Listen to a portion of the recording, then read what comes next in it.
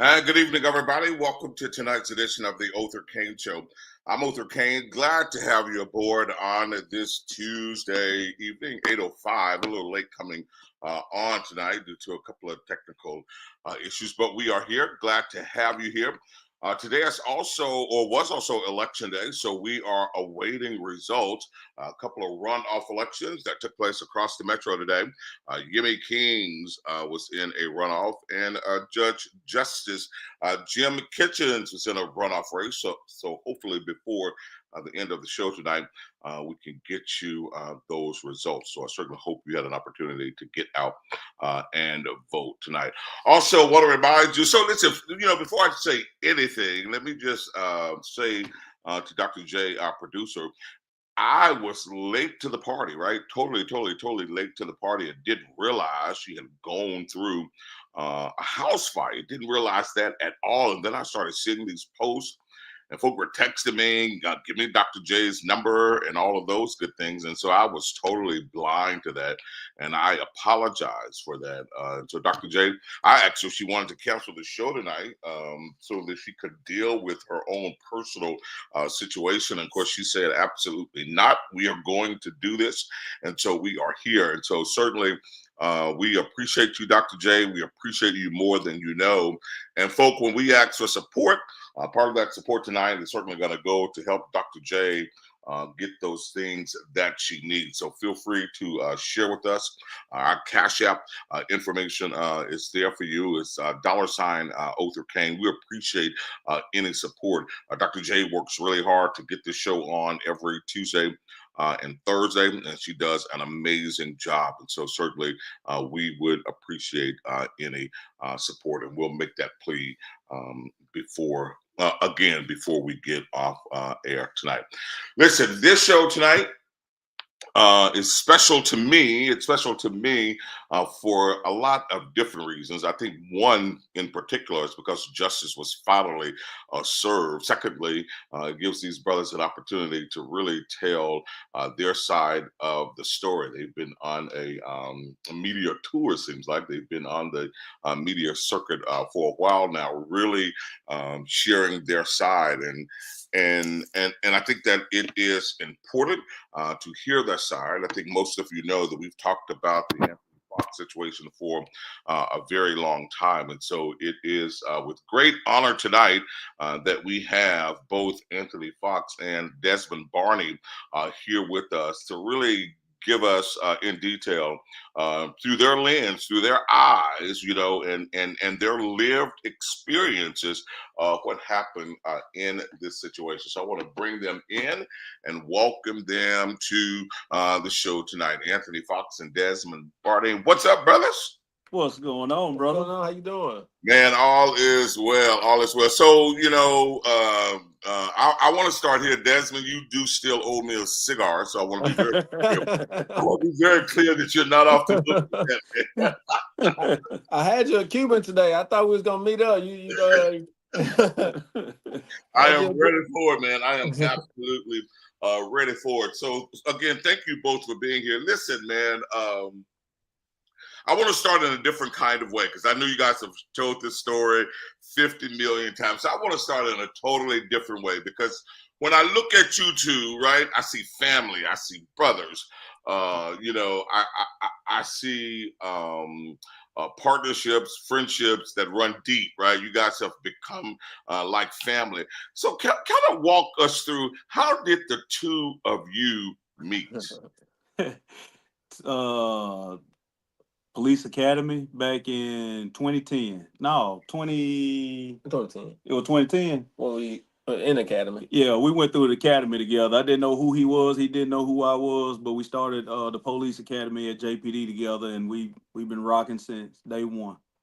That's good stuff. Good stuff. So going through the academy, you build camaraderie, you get to know your teammates and all of that. And so you didn't know each other, but looking at the two of you now and then watching your posts and how your families, interacting, how y'all jank with each other. It's funny to me, man, because it seems like y'all have known each other since y'all were, like childhood. It seems like y'all were childhood friends, man. That's Yeah. right. That's right. Well, it go way beyond friendship at this point. It's my brother right here. I wouldn't hesitate to take one for him. Absolutely, absolutely, absolutely. Well, that's good stuff.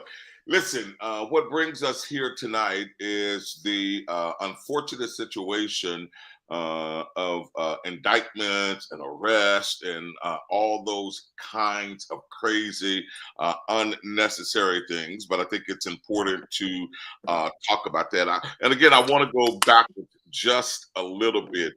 If you had to think about being in this spot today, would you have ever dreamt this? Either one of you. I mean, like in reference to now, or in reference to like the corruption type part of it. Like before, like going through your law enforcement career, Oh no, no. working on the opposite side of the law, would you have ever thought that? You know, because there are some crooked cops out there, but would you Yeah, have absolutely. yeah, Absolutely. absolutely. I never thought in a million years we would have been put in the situation that we were in. Never.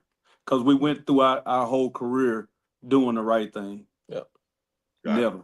So I got to tell you, for me, I think my situation is a little bit different in terms of how I got connected to this case, and I think that I've shared this with y'all, and I know that I've shared it publicly, but I got connected through this case through Dennis Sweet, right? Mhm. Yeah. I was actually a reporter at the Mississippi Link newspaper, an African American Mhm. weekly in the city. I was the managing editor for the Mississippi Link newspaper, and and of course, routinely would get press releases Yep.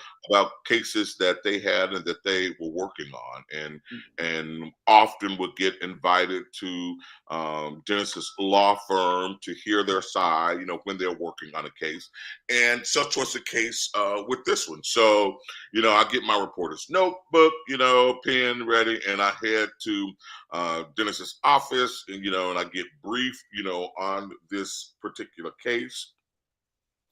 And then, probably not the same day, but shortly thereafter, I get called to a press conference at George Robinson's house, right? I get Mhm. called to that press conference to come cover this press conference. And so at that point, I only had one side of the story, right? I just had um, Dennis Sweet's side of the story, and I get called to this press conference in front of this house, and I go, and still at that point just one side of the story. But it was at that press conference in front of that house that something clicked for me. Right, I don't even remember at this point what was said that really made me say, wait, step back and look at things just a little bit differently. But something clicked for me at that press conference that made me start questioning, and that made me realize that something wasn't right. And it was from that point on that I knew that this was wrong. I knew that this was and I didn't know y'all from Adam or Eve, right? Right, exactly. But I knew that this was a grave injustice from that press conference. And so up until that point, I don't think that I had ever stood opposite of the Sweets. I don't think Yeah, yeah. I don't think I ever stood opposite of them until now. And Right. when I tell you, it was definitely a grave mischaracter of justice. In a real sense, in a very real sense, man, the entire city could see through this, man, and they were rooting for y'all, right? Could see Right. through all of this, and they were rooting for y'all. Take me to your encounter, take me to your encounter with Mr. Robinson. Start Okay. there. Take me to your encounter, because I know that you had gotten calls. I know you were at church, and you had gotten calls, and y'all had to meet up, and you were briefed, and all of those kinds of things. But take me to your encounter with Mr. Robinson. And Barney, I know that you advised to go scout, talk to people, spread out, and those kinds of things. But Fox, take me to your initial encounter with Mr. Robinson. Okay. Well, when we pulled on the street, there were people everywhere out on the street, and Detective Barney came over the radio, and he basically said, you know, let's stop and talk to these people here. So he exited his vehicle. He went one way. Detective Lampley was in my vehicle. He got out, exit another way. My primary focus was straight ahead of me. I saw a woman clutching money at the car. She stuck her hand inside the vehicle, money in hand, pulled her hand out of the car, still money in hand. So she began to walk off, and I was, you know, telling her basically, you know, stop. And, you know, she failed to obey basically, and she kept walking off. So at that time, I'm approaching the vehicle and I can see through the car because there's, you know, no tint on the windows. First thing I noticed is money spread out all through the front. There was money on the console, money in his lap, money on the passenger seat. So he turns and he looks at me as I approach, and he immediately turns and start reaching between the center console and the driver's seat. At that time, I'm giving them verbal commands outside of the car, like, you know, what are you reaching for? Stop reaching, things of that nature. Uh, Completely disregarded anything we were saying. That time I opened the door and I grabbed him like right here in the crease of his arm, and I'm basically telling him like, step out of the vehicle. What are you reaching for? At this time, he twists his whole body and turns, and with both hands, he sticks him in between the center console and the driver's seat. My profession, we know that's what weapons kept all day long. So at this point, I'm thinking now, all right, it done went from he trying to get some dope to he possibly got a firearm. So I guess everybody heard the commotion. Detective Lampley came over. He kind of nudged me forward, reached in and grabbed him here by the collar and ducked his head and pulled him outside of the vehicle. Once we're outside of the car, he's standing and he has his hands clutched here. I'm on the left side, Lincoln's on the right side. Barney hears the commotion, comes over to assist as well. Well, he's trying to get his body weight to the ground the entire time. Well, once he got out the car. So he does that. We got him down to the ground. At this time, he's laying flat. He's looking this way, and then he turns and make a half fetal position type movement and stuck his hand in his mouth. Stuck, and whatever was in his hand, he put it in his mouth, and then he stopped resisting. Once doing that, put the cuffs on him, stood him up. First thing he said was like, man, this killer fox, man, you know what I'm saying, man, my fault. It was a tab I swallowed. I just didn't want to go to jail. He stated that several times. I just didn't want to go to jail. It was a tab I swallowed. Uh, I didn't know who he was up until that point. And when I looked at him, I'm like, killer, man, you know, what's going on, bro? Why you do that? And then he just kept explaining that it was a tab I swallowed. I didn't want to go back to jail. He was already on probation, had an ankle monitor on, and that's not uncommon throughout our work for people to swallow drugs to try to get off of Right, whatever they got going right, on. right. So at that time, you know, when we stood him up, we noticed a small abrasion. When I say small, I mean it was equivalent to like a child falling off a bike and skinning his knee. Minor. How did he get the abrasion? How did that happen? When How did he get that? when he was laying on the ground, like I said, he was flat. He had his hands underneath him. When he reached over, he was like this, and then when he reached over, he came to a half fetal position, trying to get his hands to his mouth. Because both of us, myself, I was on the left side, Lincoln was on the right, and we were trying to like pull his hands apart and stop him from taking whatever that was in his hands.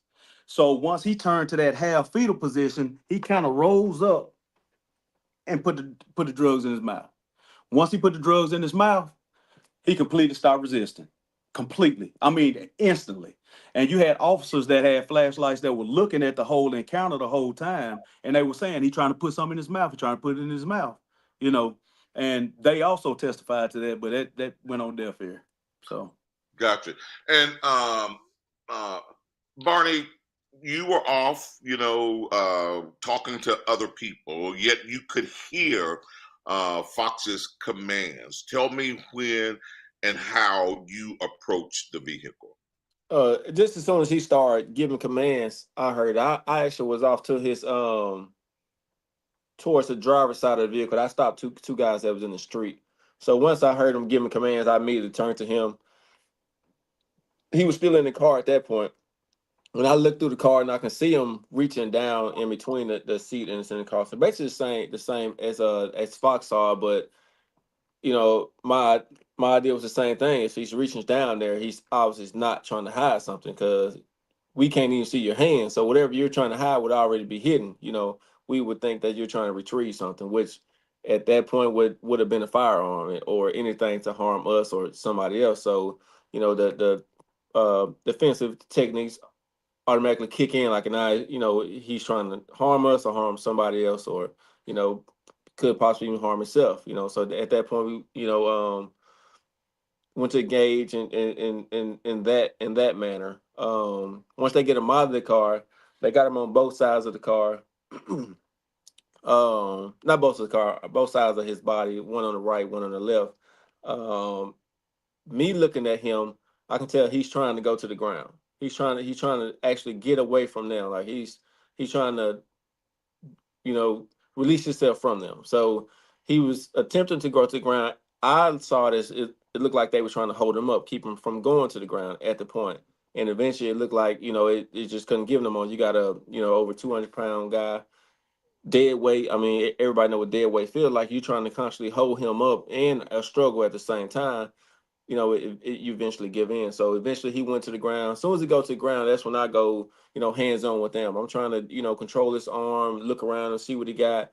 I'm near the head area, near the top of the shoulder area, which is the crazy part, which was I testified, from the beginning of it, that I was in the area where all this stuff was going on, and those two were in the back of it, where they were just basically trying to control his hand. So I observed everything that happened with his head, and with them trying to hold his arm, he just couldn't get his hands up to his mouth at the time. And with him not getting his hand up to his mouth, he took his head down to his hands, which once he got his hand down to his head down to his hands, he was able to put something in his mouth. Obviously we all assumed what it was, but what him swallowing, there's no reason to make too many accusations now what it could be. It don't serve a purpose, but whatever it was in his hand, he did put it in his mouth. Once he swallowed it was over. Once we get him medical help, we didn't consider anything else after that. Not until later on. Got it. I guess I gotta ask this question. So both of y'all observed this small abrasion on his head. Both of y'all um, understood clearly and fully how it happened, how it got there. I guess I wonder what went through your mind when it was determined that this was a homicide, that he was killed. It was labeled as a homicide. What went through your mind? The first thing I said, something had to happen to him at that hotel. I said, because there's no way in the world that he had life-threatening injuries when we left. So the very first thing that came to mind was something happened to him at the hotel room, because we didn't do it. Everybody that was on scene saw him. Yep. And everybody knew we didn't do it. Right. And when the report came back and they said blunt force trauma to the head, what were you thinking? I still think something happened at the hotel. Well, I think that's where the big confusion come in, what blunt force trauma is. Like, if you hear blunt force trauma, you think somebody got hit with a baseball bat or something else. Blunt force trauma is only when somebody get hit with something that's not sharp. That's right. Only somebody gets struck with something not sharp. It doesn't have a certain impact. It just getting hit with something that's not sharp. Not a knife. A thump on the head could be considered blunt force trauma. That's a great point to lift up, because when we think blunt force trauma, we think right? Right.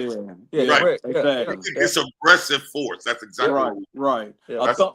A minor thump on the head could be considered blunt force trauma. Yeah, anything that's not sharp, anything that's not a knife, is considered a blunt force, blunt force trauma. So I think that's where a lot of people were confused at when they start hearing blunt force trauma. Like, okay, they kicked them, beat them, they did all this, but that's not what blunt force trauma is. There was a lot of medical terms that they just threw out there, which that's their job. I don't blame him for doing his job, trying to win his clients' money. That was his job. Now the people that was elected and put in positions and they took this and ran with it, I blame them for it. I blame all of them. Yeah, it wasn't their job to twist up a story. It's their job to find, the true evidence and present it the way it is. not to twist up evidence and And present there it the was a way we lot of want. twisting of evidence going Oh on yeah. in the situation, and we'll unpack some of that. But you bring up a good point, and it makes for a great segue when you talk about it wasn't these elected officials' responsibility to twist the facts and to muddy the water. I think it's important. I want to give both of you an opportunity to talk about this because there was a DA in office, Robert Schuler Smith, during Mm-hmm. this time, right? And Mm-hmm. Yep. then the DA's changed, right? Yes. The office of the DA changed. Robert Schuler Smith did not advance this case No, at all. Not at He all. did not advance this case. And then shortly after Jody Owens took office, within his first year in office, here we are. What do you Okay. think the difference between what Robert Schuler, and I know you can't speak for either one of them, but hypothetically, if you could assume, what do you think the difference was between why Robert Schuler Smith said that there was nothing to advance, he was not going to advance this, and then within a year that Jody Owens is in office, boom, there you go, indictments and all. Talk to me. Well, me personally, I think Robert Schuler Smith looked at the facts of the case. He probably got valuable input from the FBI. He probably got valuable input from JPD, Internal Affairs Division. Whatever the case was, he looked at the case and said that there's nothing to go forward with. There's nothing to prosecute. There's nothing to send to the grand jury because there was no crime committed.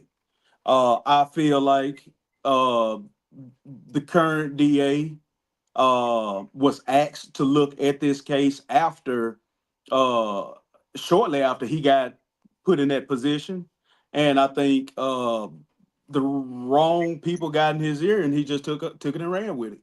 It wasn't about getting justice. It was about uh, I'm gonna do this because I was asked to do it by certain individuals, and I'm gonna leave it at that. I got it. Barney, your thoughts? Um, I mean, and I don't want to get it wrong. I don't want to chastise anybody for pushing this case. You know, I Right. think they did right by pushing it. You know, if they hear this from the street that we were, out assaulting an individual that did nothing yet, push this case and do all the investigation you can. You know, whatever you have to do. You know, because if that truly happened, then we want an investigation done because you don't want officers like that on the street. Because officers like that on the street make it bad for us, and that's why probably Absolutely. why we went through the situation because of bad officers that happened prior. But I think Robert Schuler Smith only investigating entities that done it, they investigate this case where they couldn't come up with nothing to say that we did anything wrong. You know, obviously you did have three witnesses in my case and two in his case that said, hey, that they slammed them, they kicked them. All the stories were different. You know, all three witness stories were different. They wasn't consistent. They changed every time they got on the stand. They even changed every time they went into the courtroom. Every time they did a deposition, we had their stories changing 3 or 4 times. So when even Robert Schuler Smith, I mean, I don't know him well. We spoke to him during this, but with him saying that no investigational entity can say that they definitively did anything wrong other than their job, then they're I mean, that could have caused him not to want to push this case anywhere. Then you got another one that's, I hate to keep throwing this family matters type stuff in it, but you got somebody that's close to this person that say, hey, this case is bad, but not thinking, hey, this person here is he's benefiting from this case. If he don't win this case, he's obviously he's a wealthy man, but he wanted a little extra. But whatever, with him not winning this case, it's no good for him. So yeah, he has somebody in the ear that probably wanted to push this case. Got it. On the other side. And Got and it's important to know too that when we saw which way this was going, we requested that the FBI investigated. We requested them because we knew that there was a possibility that it was going to go left. They got in it, they investigated it, and they found that we did no wrongdoing. Right, right, and I absolutely remember you saying that, and that happening. Barney, I heard you say, I've watched a bunch of different clips, so now I don't even remember what I was watching. But I heard you say, I heard you talk about the role of the DA's office, Mm-hmm. right? Yeah. Acting as an outside entity to Mm-hmm. investigate. Can you kind of Yeah. talk about that a little bit? Yeah, so with these cases here, when you have a law enforcement that's involved in any kind of, mostly you're gonna have officer involved shootings, but this time it wasn't officer involved shooting. It was an accusation of excessive use of force. So when you have that, you have to have an outside agency to investigate that. Normally it's going to be MBI, and MBI normally do they do the investigation, and then they turn it over to the grand jury, just as if we were to see not want to say a regular citizen, but if it was a non law enforcement citizen, and we take the case, we will investigate and we turn it over to the Hines County to grand jury. Well, in this incident, they wanted to release our names, so MBI refused to do it.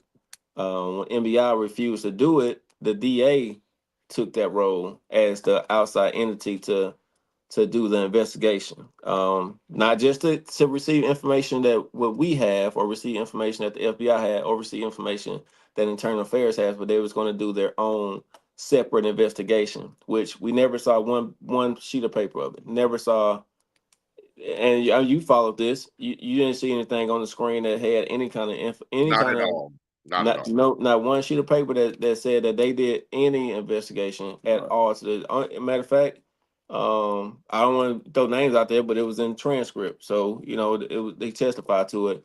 Only person Ron Arnold said he talked to was Tyrone Lewis, Mhm. as an investigator. I don't know if he was law enforcement. I don't know who he was working for, but he wasn't with JPD, and I don't think he was working with the DA. So who investigated this? Was it a private law firm that investigated it? Was it the same one that was suing us at the time? That's the only thing I can get out of it. Right, right. Well, I appreciate. I certainly do appreciate you saying that. Let's fast forward. The three of you were indicted. Um, Two separate judges. Barney, you and Lincoln, you have a trial under Judge Faye Peterson, the Honorable Judge Faye Peterson. Fox, I guess I want to know, before I continue with that question, Fox, I guess I want to know, were you at that trial every day? No, I was advised by attorneys that I probably shouldn't go in there, but there were several times that I sat outside on the steps. I sat in the lobby area. I was around, but I couldn't physically go inside the courtroom. But you were close enough to hear Oh, and yeah. understand what was happening in that courtroom. Oh, absolutely, All absolutely. right. All right. And now I want to, man, look, there's so much that I want to say, so I'm trying to, I'm trying to practice a little professionalism, because I really just want to cuss at this point, man. I'm trying to practice a little professionalism tonight. So Barney and Lincoln, you go through this, and ultimately, there were people thinking that you didn't really have a trial, that it was just dismissed, but you guys Mhm. actually went to trial, right? I mean, Yes. you Yeah. went to trial. Talk about that experience, and then I want to talk about the difference between the two trials. Talk about your experience, Barney, going through that. I, that's the actual first trial I went to, as a personally went through a trial. So I guess that trial was different. I mean, it was people. Some people didn't agree with the decision made in it. But when you go back and look at the stuff that happened in the trial, you had 4 witnesses that the state brought up, which was Connie Bolton. You had, I don't know his real name, Slime, and then you had Ronnie Arnold. Obviously Ronnie Arnold being the one that he was in jail at the time. Well, basically, it was 2 witnesses that was actually incarcerated at the time. One of them was the one that Fox locked up on federal charges. What Fox was involved in that case on federal charges. So obviously, you would understand that he has a vendetta to Right, really to get Fox. Right. right. At that point, because when you listen to him testify, he was trying to take me out the whole equation, like I wasn't even there. He was saying that I was talking to him, or I was by the mailbox. I was where he was at, away from the incident. his position where he kept putting himself was a way where he couldn't even see what happened. If you can imagine a car on a sidewalk and you getting somebody out of a car and they go straight to the ground, obviously they're going to be in between the front and the back door. He's saying that he was on the opposite side of the car, and you saw it through the window. It's not happening. You giving testimony that the guy here was partially on a tire and partially on the other side of the tire. You cannot see a tire if you're standing on the other side of a car. That's not possible. I've never seen such poor witnesses before in my life. I mean, I've never seen that before. But they constantly allowed it, and he was their best one. And that was the crazy part. That was their best witness. You got one that, when he was, asked to describe it, he said that he was pulled out of a window. And then he said, when they questioned him about that, he said, well, I don't really remember. It was dark outside. At this point, why are you still on the stand? You're saying that you don't know what happened out there. And then you was asked to identify Fox out there, and you identified the ADA, which was David Lindsay. Yeah, David Lindsay. Yeah, we all look alike. I guess, But out of those witnesses, you got those giving it. You do have those witnesses giving a story, but then you also got the medical experts. Which they say believe in science, huh? But so you got the medical experts saying that what they're saying couldn't go. It couldn't happen. It's impossible. Yeah, it's impossible. And it's all the medical experts. It's not one medical expert. It's not medical experts we're paying. This is all the medical experts. Even their medical experts saying that they saying what I said. I didn't know I would say it was, even LeVon was saying, I didn't know this was what I was testifying to. I was giving this information about this. I wasn't giving this information. So I'm not testifying to this. I'm just saying that I'm saying it was a homicide, but I'm not saying that what they're saying is right. There's no way they could have did this. It's no way that he could have been slammed on his head. No way he could have hit his head on concrete with the medication he was on, with his age condition, and how they're describing it. Got it. So you get to the end of your trial, and what was the verdict? It was a directed verdict. So basically, what a directed verdict is, once they put their case on, we never got a chance to put our case on. Just like I said, you're innocent until proven guilty. Once they put that case on, if they don't prove you guilty, then you're innocent, right?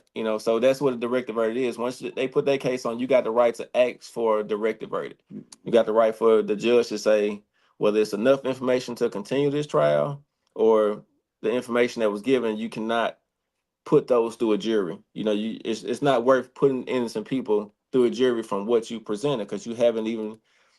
It's not enough for those the defendants to be here. So that the judge decided that it wasn't enough evidence to to push it on to a jury. So we didn't get a chance to put ours on. It was given directed verdict and dismissed with I can't say prejudice. That P word. Yeah. So. Dismissed with prejudice. Yeah. Dismissed with prejudice. Okay. Yeah. All right. All right. And how did that make you feel? Like at the end, how did that make you feel? Celebration. I mean, for them, it was celebrate. It was celebrating. Me, I didn't celebrate. It wasn't a celebration for me because I knew Fox still had to go through this. Correct. So, and I can tell during my trial how they kept pointing him out. So now I never celebrated. Even if you look at me during the thing, it wasn't a happy moment for me yet. Right. And even more so, even after my verdict was given out, we had one of the ADAs that was telling my family and telling him, I don't know what you celebrating for. We still got you. Yeah, we got you. Yeah. So this is court, in the middle of the courtroom. That's how petty this trial was. Yeah. Right. So. Right. So from that trial to you, Fox, what were you thinking at the end of Barney's trial? What were you thinking? Oh, at the end of their trial, I'm like, congratulations, my brother. Y'all good. And honestly, I was expecting the same result. I really, truly was. There was a massive celebration. We all came together, and it was a happy time. Right. And the only thing I can say was, oh yeah, well, mine's coming up, and we finna get the same result. We finna get back to work. That's it. Right. I got to tell you that I learned a lot during this process, right? So I learned a lot, and I've covered a lot of cases, but in this case, I learned a hell of a lot, right? Mm-hmm. So I learned how cases are assigned, how they go through the system. I learned, conversations that judges can have, about cases being split up. I wondered why all three of y'all were not tried together. Then I learned why all three of y'all were not That's tried right. together. So I learned a heck of a lot in this space. And so now it is your turn, Fox. It's your turn to face the music. Yeah. At what point did you realize that things were different for you and that the outcome may not be the same? Okay. In my opinion, um, so the Honorable Judge Peterson basically said that she didn't want no parts of the Silver case in this criminal trial. She said that. She made that perfectly clear. During my trial, the first and only time I saw a certain attorney for the family inside of the courtroom was the first day the jurors walked in. That's the first and only time when I saw that, I told my attorneys right then, I said, hey man, something going on. I'm in trouble. That was the first time.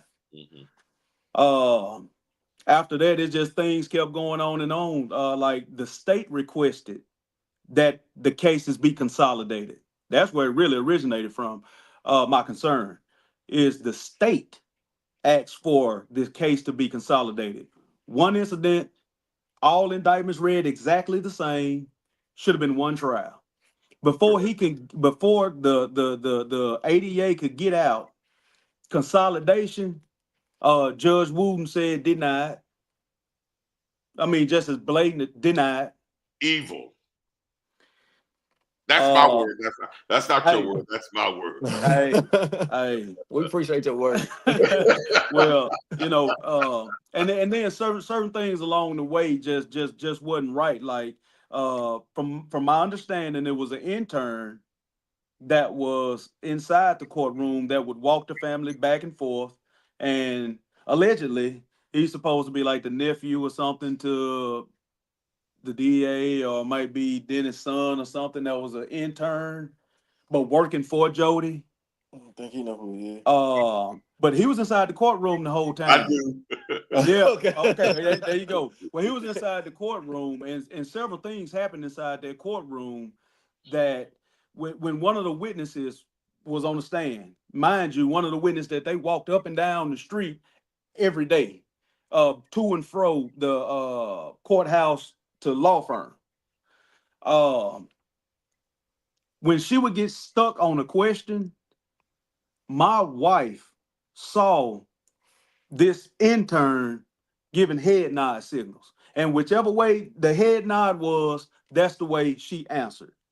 A bailiff at the time saw the exact same thing, but when both of them were brought before Wooten, uh, he said something to that, yeah, I saw the head movements, but I thought that he was falling asleep or something.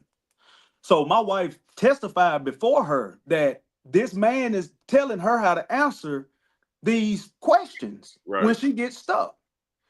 And she basically said, okay, yeah, that I'm not saying you lying or anything like that, but this is what we'll do. We'll just move him to the other side of the courtroom so I could see him better. That's tampering. Yeah. That's tampering with a witness. Yeah. Yeah. Man, I can Man, one of the I jurors. saw so much, and I've covered so many trials. I've covered so many trials, but I saw so many inconsistencies, so many things Yeah. that I thought, where's the decorum? Where's the integrity? Where's the respect for justice and the respect for law? It was absolutely ridiculous to me. It was ridiculous. Othor, you had a juror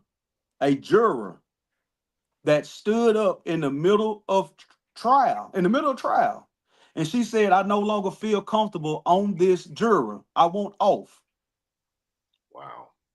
And the only thing she could tell them was, well, I didn't see your face on the news or something like that right there. So no, we good. We're gonna continue. My one of my attorneys stood up and said, Your Honor, I respectfully request a mistrial at this point. Mistrial? Wow. Denied. I've never seen anything like that before in my life. My man Joseph Fox, I want to put his comment up. Oh Lord. Tell him to behave. Joe is in the house, man. Joe said Wood made all police officers leave the courtroom saying it was intimidation. Yeah. Every law enforcement officer that came to support, they couldn't wear a badge. You had some officers, and what in my opinion, what was happening was that they were trying to get the support out of the way. So yeah, you can't come in my courtroom with a badge or a gun on. I mean, some people had pins on. They had to take them off. Some guys that all they had was their duty shirt. They had to go outside and flip it inside out and come back in with a backward shirt on. Wow. And she wouldn't allow certain evidence, right? Man, it's so much, brother. It was bad. So we get to the end and you are found guilty. Yep. Yep. What was your first thought?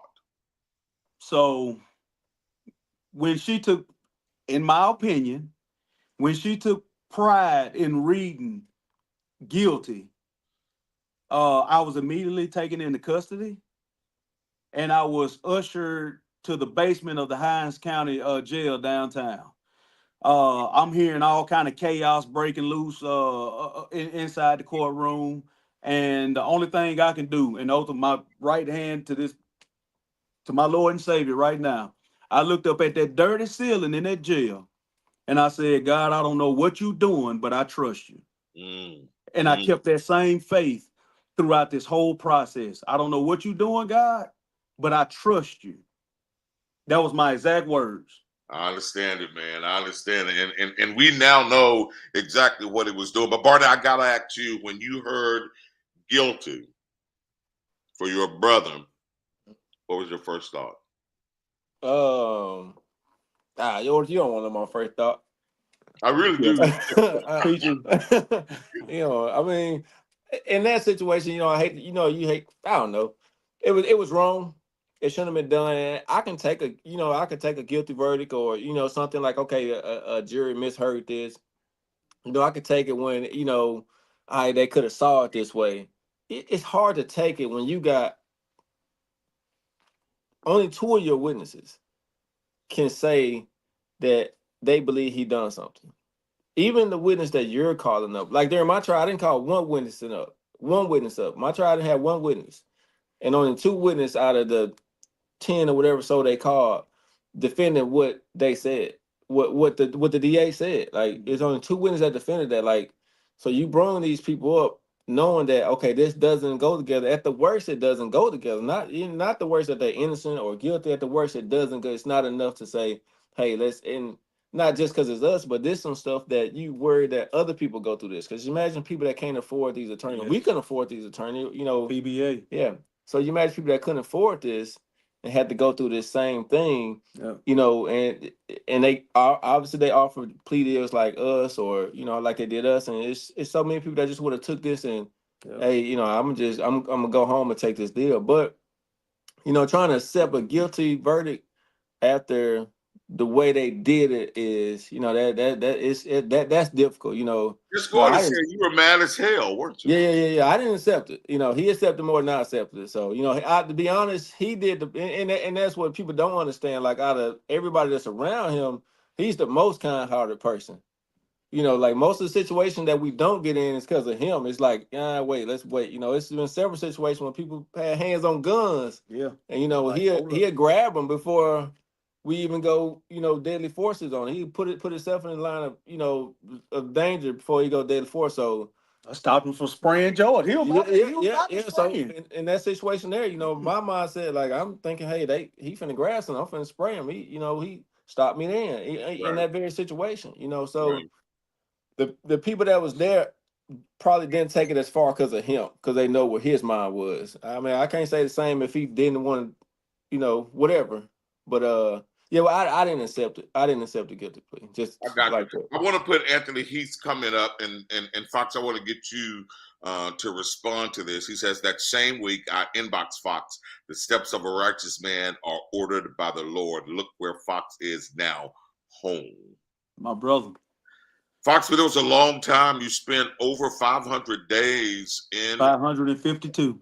552 days in jail, man. Talk to me about the word endurance.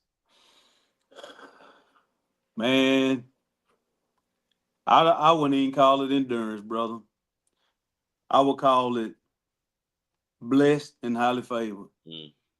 Simply because there were times where I was at my low, you know, and a million things running through my head, you know, and I'm like, let me pick that word up, and I give all credit. I want to say this. This is a God thing. Yeah. This ain't a man thing. This ain't no Wooten thing. This ain't no Sweet thing. This ain't no Jody thing. This ain't no none of that. This whole situation was a God thing. All right. Whatever purpose God has for me to allow me to go through that storm, he was with me throughout the whole entire time. And I guess endurance is a good word because I had to. Because you couldn't have done it on your own. I couldn't have. It was impossible to do it on my own. Right. I've had a lot of prayers. A lot of prayers were going up. And like I said, it was at times where I didn't know whether I was coming or going, man. That little dark, small room get lonely at times, man. And it give you a lot of time to think about a lot of things. And the only thing I can say was God had his hands on me throughout this whole process, and he still does to this day. Absolutely. So you're there, man, and you're enduring. You're going through, all of this, but you had this incredible support system built around you, man. You were insulated, for real, brother. You were insulated, for real. But you get to a point where you started hearing rumblings, that the Attorney General, is thinking differently, right? That the Attorney General is thinking differently, outside of doing the trial and when all the evidence was coming forward. You had all of these experts that said these guys couldn't have done that. These guys are innocent. No way this could have happened the way they described it. Yet you still spent 552 days in jail. But then you start getting these rumblings that A.G. Finch was thinking differently and that there may be some movement. What were your thoughts? So again, I'm gonna put honorable in front of her name because that wasn't a popular decision for her to do at the time, due to the climate where we were. But she operates, in my opinion, off of integrity. It took guts, it took integrity, it took just strong willpower to say, no, this is wrong, what was done to him, and I'm gonna do everything in my power to right this wrong. The medical testimony, it was a major factor in her decision to voice her opinion in my direction. I mean, you got experts people that actually put their hands on him that said there's no way possible. Right. I got to give big credit to the PBA, and if there's any law enforcement entity watching right now, if you ain't a part of PBA, you need to get there. You need to get there. Now, if what's it wasn't PBA? For Police Benevolent Association. So what it is we pay into it. We might pay $10, $12 every check. But if something like this happens, you got unlimited funds. They told my attorneys that this is wrong, and this came all the way from Atlanta. They said this is wrong what they're doing. Y'all have unlimited funds. Hire any medical experts, anything you need, we got you. No cap. So millions and millions upon millions. Wow. No cap. Wow. So but yeah, it was trial, brother. It was tough, man. I ain't gonna lie to you. I get it. So she issued her opinion, right? She issued her opinion, and then it was in the hands of the appellate court. Right. And then the appellate court issued their opinion. They did. It didn't go all. It wasn't a unanimous deal to overturn and render or whatnot. You had a few that decided to overturn but send it back to trial. I'm just so happy that the majority said no, this ain't going back to trial at all. We're done with this. So they overturned it, man, with prejudice. Was it a 5-4? We had one. Whoever that last one that pushed in favor, man. Thank you. Thank you. Hey, one of y'all said your finger was clean when you were cleaning the camera with that one, right? That one. But it's still more so a unanimous decision because none of them voted to say that, the decision was right that they made. Right. The ones that didn't vote for it to be totally overturned said that it should just go back to trial. Mm-hmm. That there was a lot of errors made and tried, it should go back to trial. So it was nobody that looked at it and said, "Hey, he did this," or they got all the evidence right. Everybody, all the judges that looked at it did say that it should at least go back to trial. Yeah, at the very least, and it's. Obviously, it's going to be political when you're dealing with stuff like that. So, Barney, you know what, man? I like you, man, because you're like a reporter. You try to be as objective as possible, right? He tried. That's him. Argument. That is Barney him. tries to be as objective as possible. He wants to see everything for what it is, and that's really good, man. That's a good trait to have, and I think that's important, right? Even though it was 5-4. In a sense, it was still unanimous because nobody said he did. Nobody said he did. Absolutely. So when you got the news, Fox, that you were going to be a free man and that this case cannot be tried again, right? Mm-hmm. Tell me the first thing you did. Man, I dropped to my knees immediately. I dropped to my knees and I started crying. I dropped to my knees and started crying. I'm man enough to say that to anybody, it don't matter. I dropped to my knees and I started crying.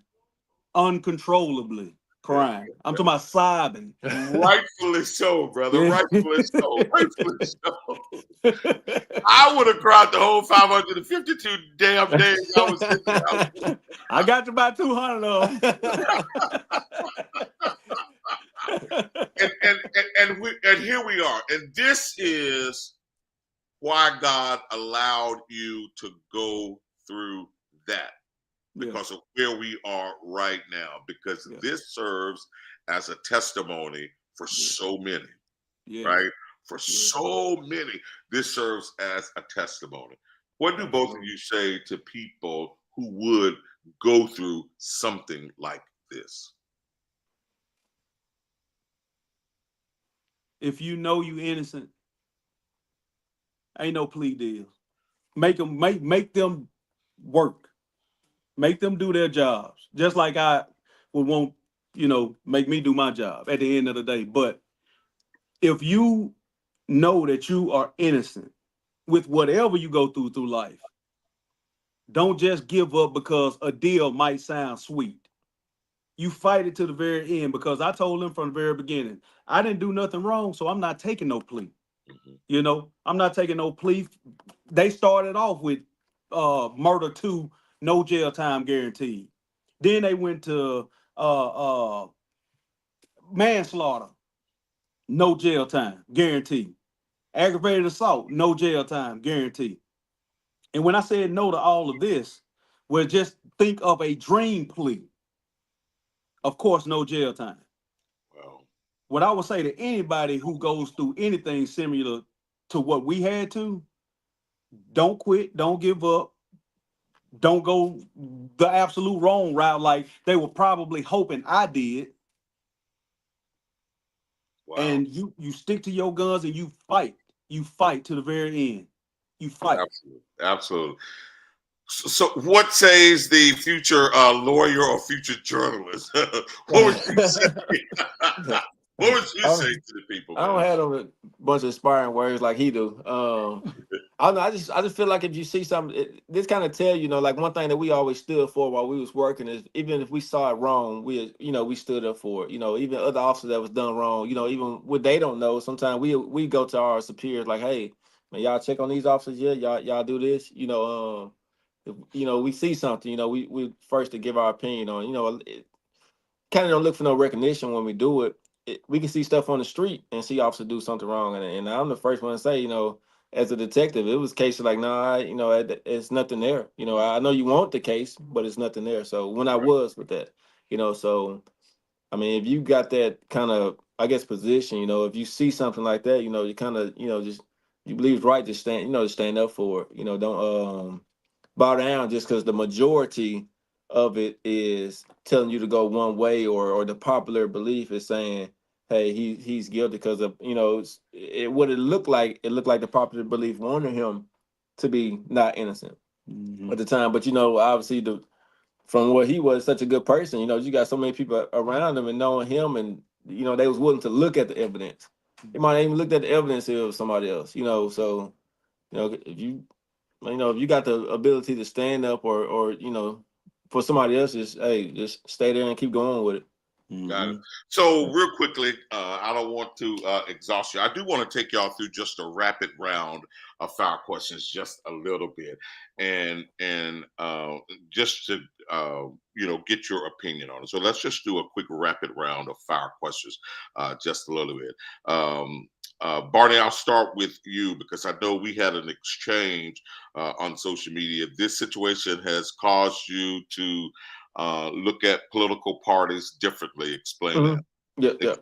Um, I was just talking. I always look at political parties different. You know, I never been one sided. You know, I vote both ways. But obviously this situation here with it being obviously political. You know, it was with us. First thing we see was George Soros. You're not knowing the guy, but with our interpretation, us seeing, you know, what he's funding, so it's like he's funding bad stuff. Could be funding something good over there in Germany, but what he funded here was bad. You know, so Right. we have to look at Because what he we see. supported District Attorney Jody Owens, right? He Yeah, put Five millions, hundred thousand. yeah, five yeah. hundred Five hundred thousand dollars. thousand. Yeah, so we Absolutely. had, you know, you had no, you know, you got to look at what you see. But like I said, I vote both ways.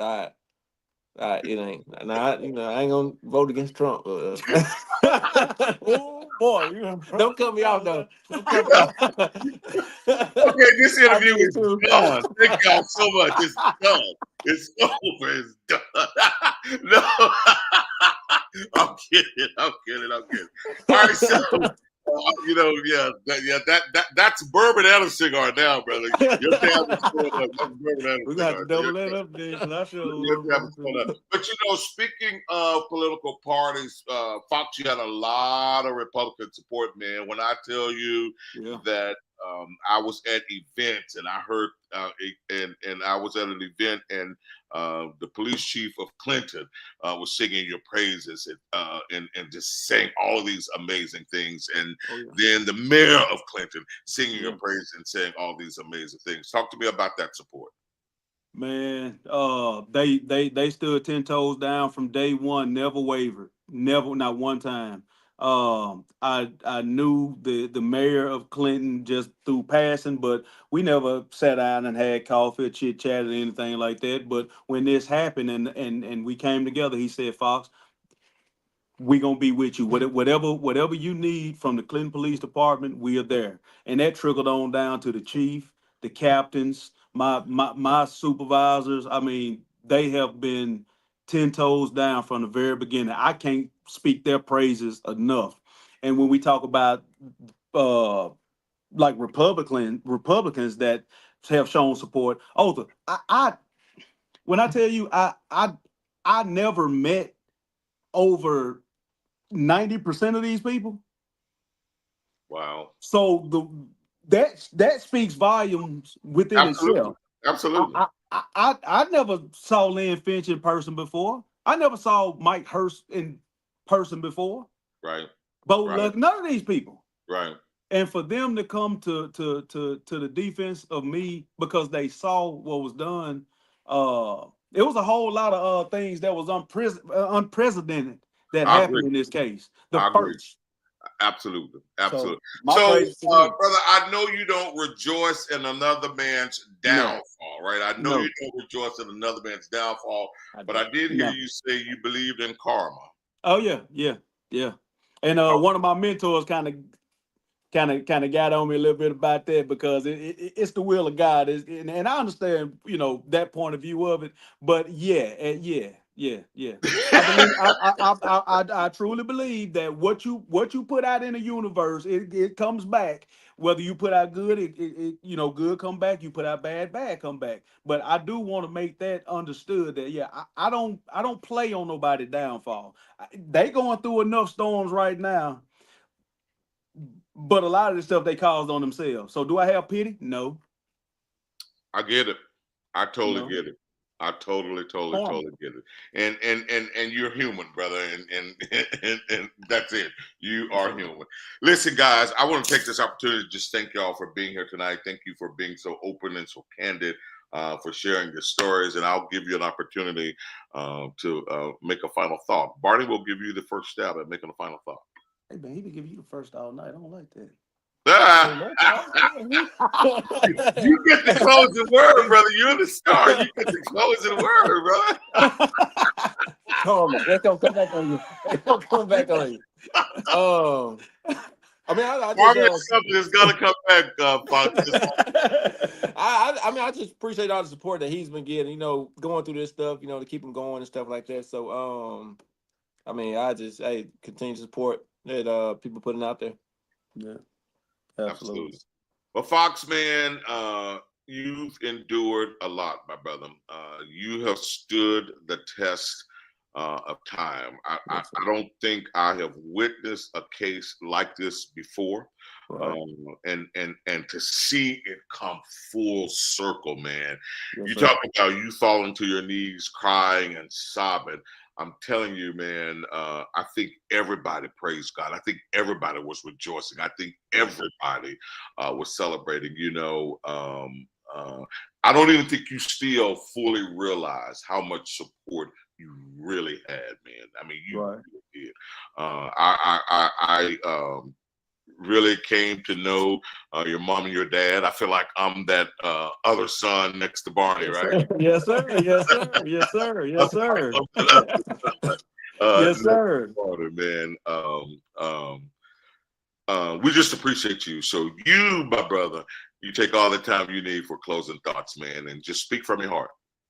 All right. Well, I want to first give honor to God. I make sure I do that in everything that I do. Um, and I also want to send condolences to the family of Mr. Robinson and whatnot. I knew him personally, and that's another step that really has me bothered about this case. This ain't a stranger that I just met. I've known him.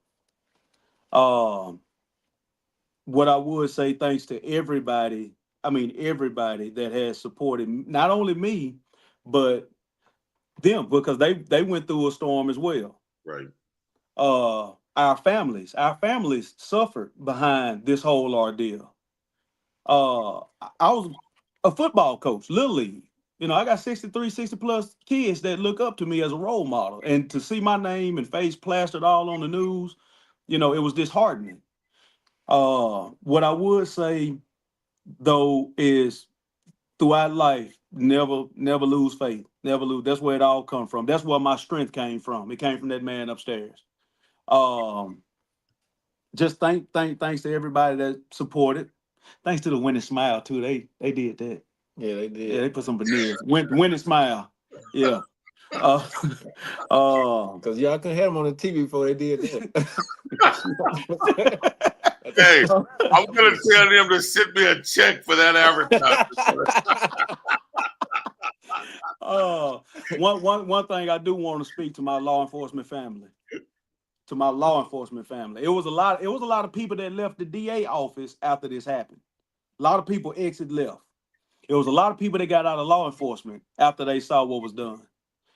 What I would say is keep your head on a swivel, watch your six, Keep them body cams activated, because if we had body cams when this went on, we would not be in this situation. I guarantee, because you got a bird's eye view of exactly what took place. If we had body cams, which we did, and they told us stop wearing them because it wasn't department issued, but our line is narcotics. We kicking indoors, we executing warrants, we doing all this. We had our own, and we was told to stop wearing them.